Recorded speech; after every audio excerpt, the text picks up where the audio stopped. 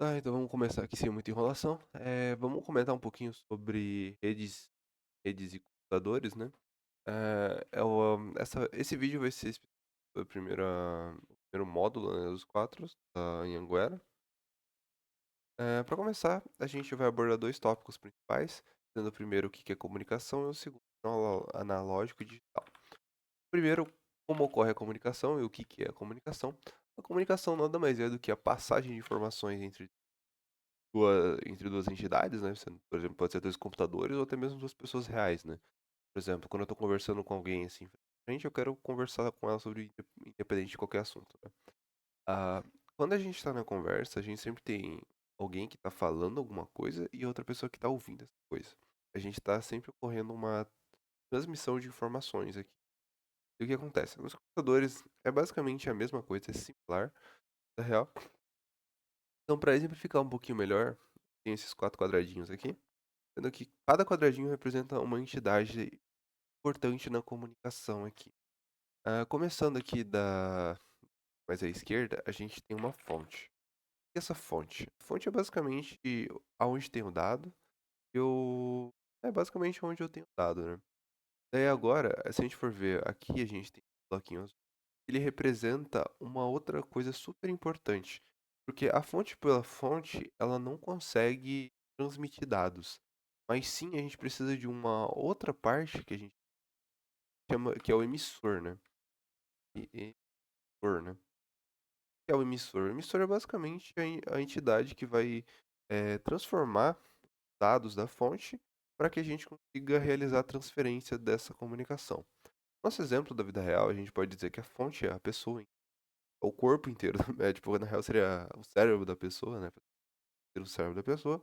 O emissor é onde ele transmite essa informação. O emissor por si só, ele não consegue armazenar informação, ele só consegue enviar ela. Na vida real, isso basicamente seria fonte sendo o cérebro e o emissor sendo aqui a boca, né? A parte das cordas vocais, etc, né? Porque com a fonte eu tenho os dados e o emissor eu estou enviando os dados, né? E agora a gente tem a outra pessoa falando, e a outra pessoa ela também tem duas entidades. Sendo que essa vermelha aqui, que é a mais simples, a gente tem uma outra fonte. Só que no caso, a gente não utiliza fonte, a gente utiliza destinatário aqui no caso, né? Tem um destinatário, né?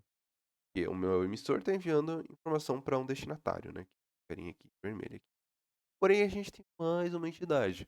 Como é similar, deu-se a entender o destinatário e a fonte, eles não conseguem por si só receber informação e enviar informação. Eles precisam de um outro componente para auxiliar. Então, a gente tem, além aqui da fonte emissor, a gente também tem um receptor aqui.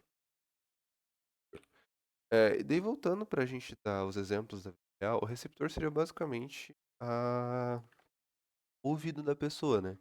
Então, trazendo de novo ao exemplo completo, a gente tem a fonte representando a cabeça, o cérebro da pessoa, né? Onde ficam armazenadas as informações. A gente tem o emissor, que é o lugar que pega essas informações da fonte e transmite para conseguir enviar na rede, né? No for.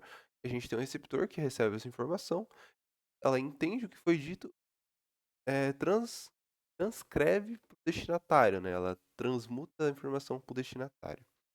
Daí o que acontece? Essas aqui são as entidades mais padrões, mais básicas que a gente tem, porém a gente tem mais algumas coisas interessantes.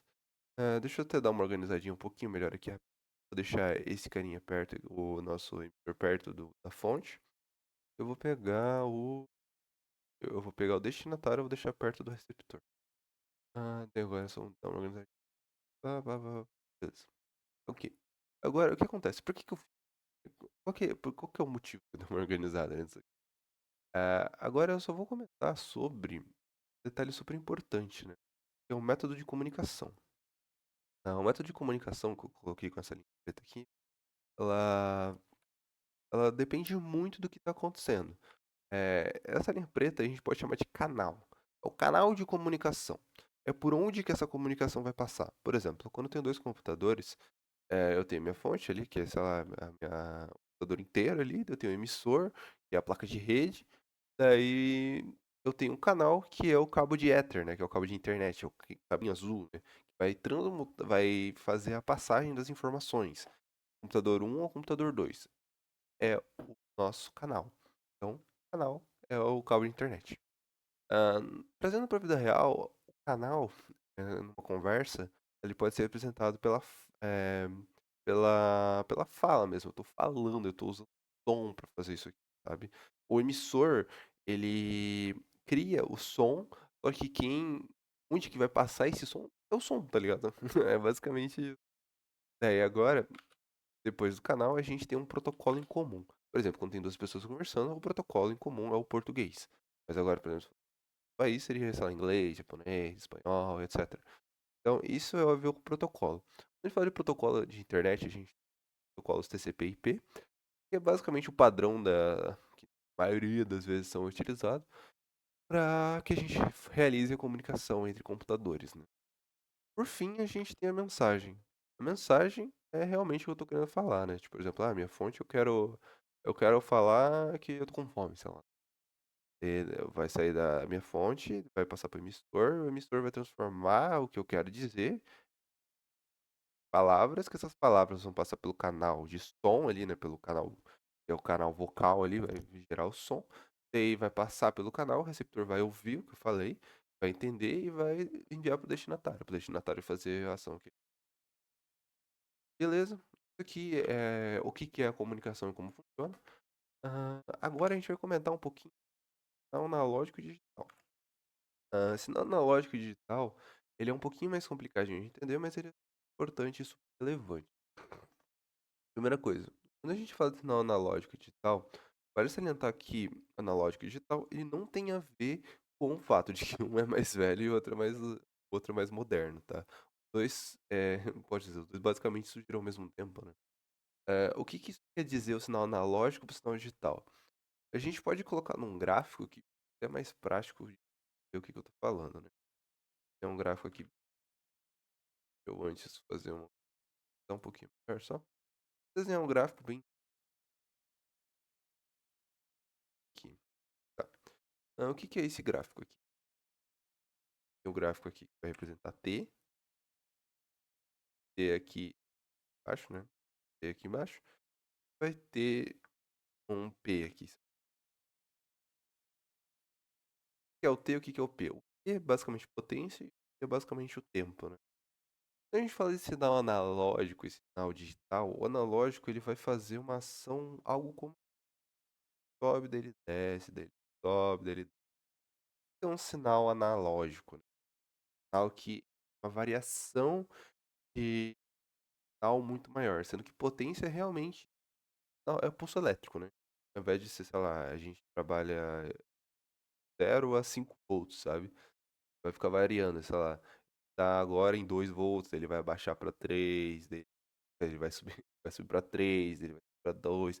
Aí, tipo, ele sempre tem um intervalo, né? Então, por exemplo, agora ele tá em 2, mas depois de um tempinho, tá em 2.1, depois 2.2 e vai indo, assim, sabe?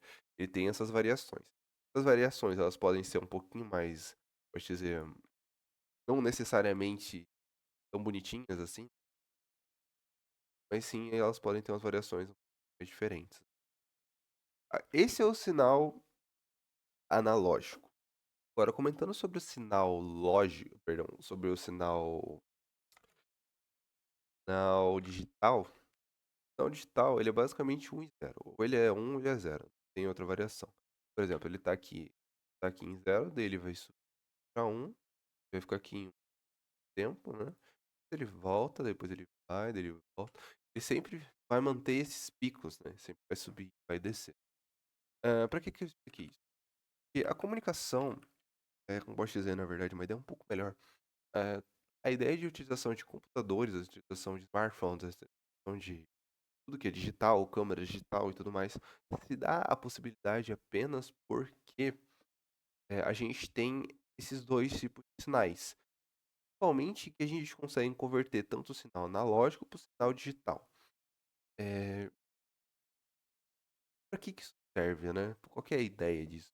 Por exemplo, quando a gente tira uma foto, ela tira uma foto, ou a gente grava um áudio, ou faz qualquer coisa, vê, para mandar para o computador, é sempre gerado um sinal analógico, né?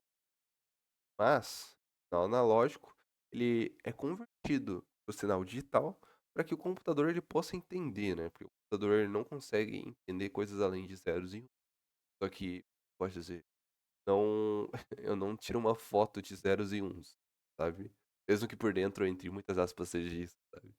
Mas é basicamente isso. E o que acontece? Nananã, é isso mesmo, né? Eu acho que eu tô esquecendo de alguma coisa, deixa eu lembrar rapidinho. Eu que eu esqueci. Ah, tá. Agora só pra finalizar.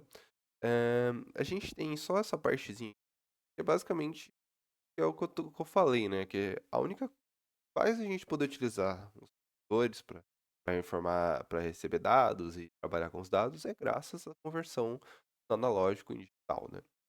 E, de novo, o computador não consegue entender além de zeros e uns. E fotos e assim, vão um pouco além disso. Então, eu espero que esse seja. Aqui a gente comentou rapidamente sobre o primeiro módulo de redes e conectividades, curso de redes e computadores.